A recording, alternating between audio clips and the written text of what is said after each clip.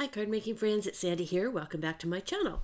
Today's video is my favorite Spellbinders May 2024 clubs. Some of the cards I made, and I'm going to share some of the backgrounds I created for them. I love this May club release with its tropical vibe. It made creating so much fun with all these bright vibrant, starting with a large die of the month with all of these amazing dies for foliage, a big flower, and of course these lovely flamingos that I ended up doing on a 5x7 card because they're so huge. And then the small die of the month, creating this adorable little parrot, and I did him in 3 colors along with toucans, and there's a variety of different sizes of different foliages with some of these dies. So let's jump right in. We're going to start with this large one here. I'm going to show you how I made the background. I'm starting with some Nouveau shimmer powders and a 5x7 piece of watercolor paper, which I am spritzing first with water before I'm adding the pigment. And then again, you want to spritz to activate the pigment and get it going. And I like to put lots of color on, blend it in, really get it going. And you want to keep adding some water to it until you get it diluted enough and blended that you like the color combination. It's also fun to pick it up and move it around. Just like that. Okay, so I'm going to set that aside and dry it. And then next we are going to spritz the back of the dry piece, pop it inside the Scattered Tropics embossing folder. This is a 3D embossing folder for the month, and you get this beautiful design. So I'm adding a little bit of some Simon Says stamp ink to the front of that to get the nice blue coming through along with the green. And then I have a bunch of foliage laid out so I can start auditioning what I would like to put on the card. And I love that there is some large foliage that matches the embossing folder. I'm definitely a matchy-matchy girl when it comes to card making. Okay, so on the leaves, I used 3 different colors of cardstock. I did kind of a lime, a mint, and a rainforest. And I'm just going to show you, I used the same color of ink and ink blended all 3 of the colors with the same color of ink, and just quickly showing you how I went around the outside and then down the middle of each of these. And I have all of the products that I use listed underneath this video. There's also a link over to my blog where there are thumbnail pictures and links of all the products used. And I'm showing you the variety of different sizes of foliage that come with the large and small die of the month. This one here is also the stitched of the month, and it created a really adorable little pineapple. And I'm using the Spellbinders craft stacks to store all of my die cuts and all of my sentiments. Okay, so speaking of sentiments, it's time to dig through. And what I do when I get my monthly clubs is I foil and emboss and stamp and cut out a whole bunch of different sentiments. That way I've got a whole pile that I can audition different sizes and shapes to see what fits. Okay, so let's move on and let's play with the small die of the month, the Tropical Friends. And I did these little birdies up. When you look at the dies, you'll see that there are 3 sets of dies for the wings and for the tail. And so what I do to speed things up is I do cut out all of the bird in each of the colors. That way I end up with 3 birds at the end. There's a cute little flower in this set as well, and you'll see that I use the Simon Says Stamps Taffy ink to add a little bit of pink to each of it, just to make all the colors look a little bit more tropical. And then of course the yellow circle in the center. And background for this one, the stencil of the month this month is called Tropical Spray. There's 2 layering stencils, and I'm just going to quickly show you how I made a background for this little Tropical Friends cards. So using some of the Spellbinders tape, and I'm again using Simon Says Stamps inks in greens. And I'm going to take the light and the dark. Each of the colors in Simon Says Stamps has 3 colors, a light, medium, and dark, which is perfect for doing this kind of stenciling. And I tried the light and the medium, and there wasn't enough difference in the color. They just kind of blended together. That's why I went with a darker one.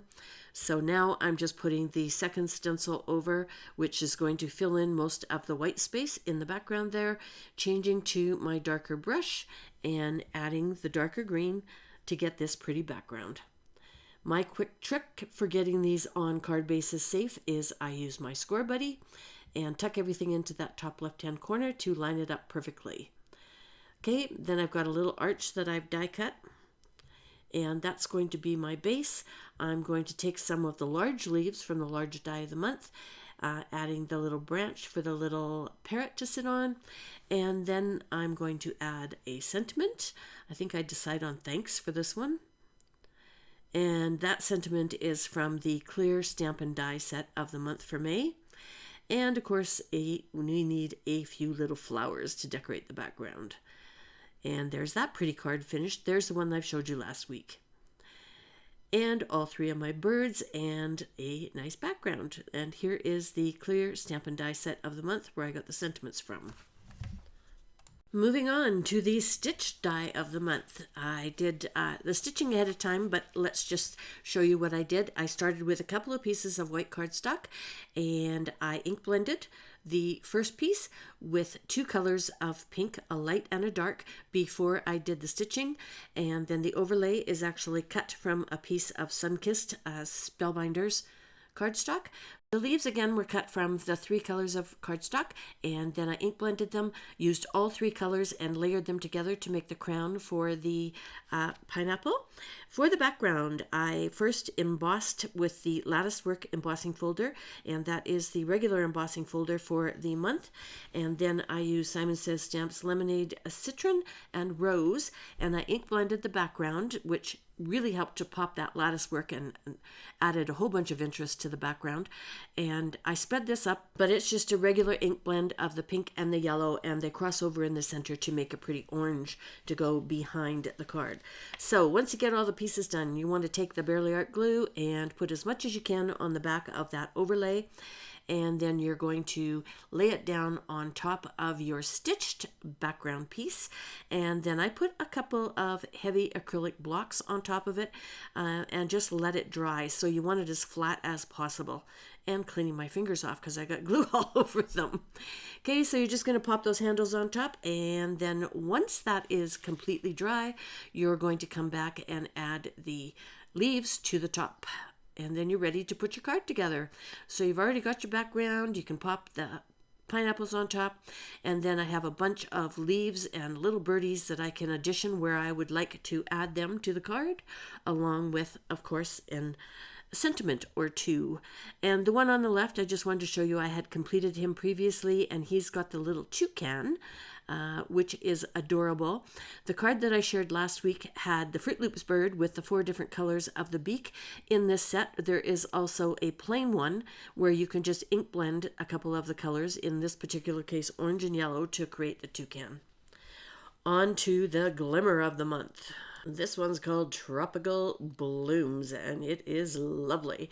And if you subscribe to the Deluxe Caboodle of the month, there's 2 bonuses this month.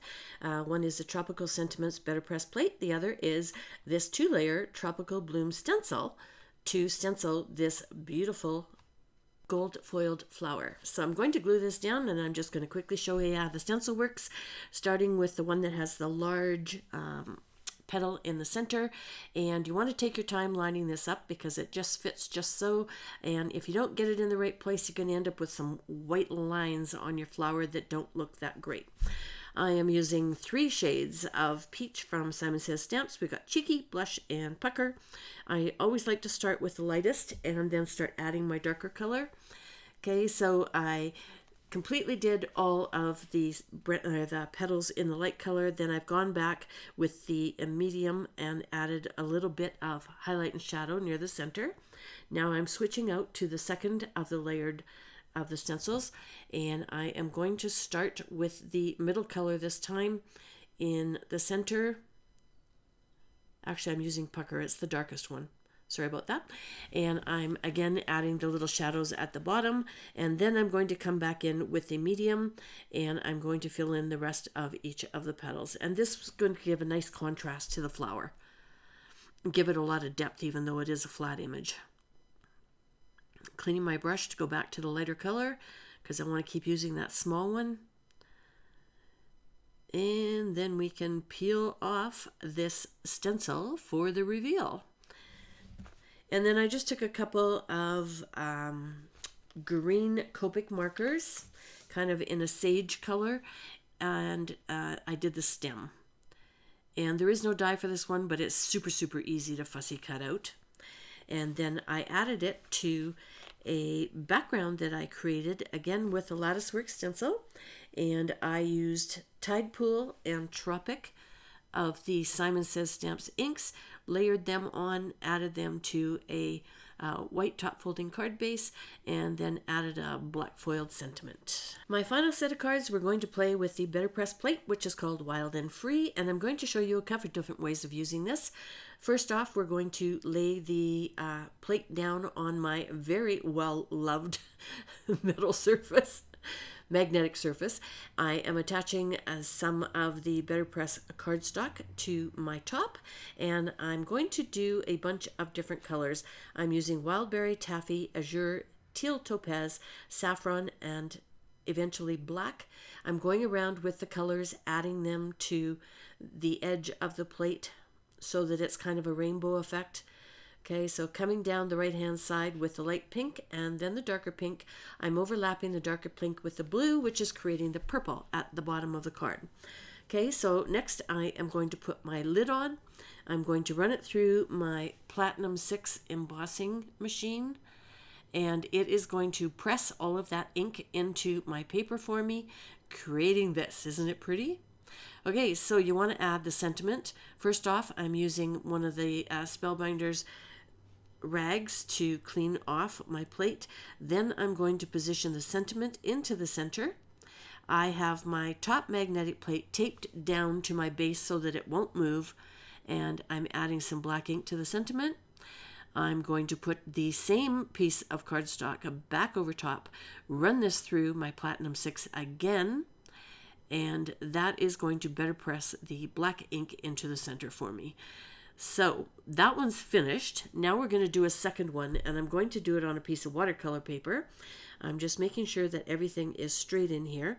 I'm going to be using the black BetterPress ink for the entire thing, and then I'm going to color it with some Karen markers. Okay, so I leave my tape on my top and just peel it back and add my new piece of paper and pop it back in. And when you do your inking, you want to press down and twist very lightly just to get into all the little nooks and crannies. These plates are a lot more detailed than a stamp is, so there's lots of little places that you need to get that ink into. So once I have really good coverage, I'm going to pop my top back on, and I'm again going to run this through my Platinum 6, and it is going to BetterPress it in for me. And there's the reveal, and now we can do some coloring.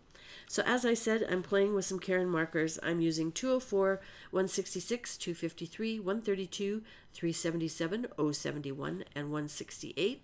I'm also going to use the Spellbinders water brush. And so I like to get my, not so much on the lighter colors, you can start dry. When you get to the darker colors, you definitely want to wet your paper first, otherwise you have a really hard time moving this ink around. So I find it easier to start wet, and the brush is great for that. You just want to squeeze the brush onto your scrap paper to get the water flowing. I like to wipe it back a little bit so it's only semi-wet, and then I use it to move the pigment around. So again, this is dry. I'm adding the pigment to the flower or the feathers, and then just spreading that around. And I did speed this up, and I did leave this on for a little bit just so that you could see a couple of different ways of ink blending with these markers. It's kind of fun. I find it very, very relaxing to sit and color with them.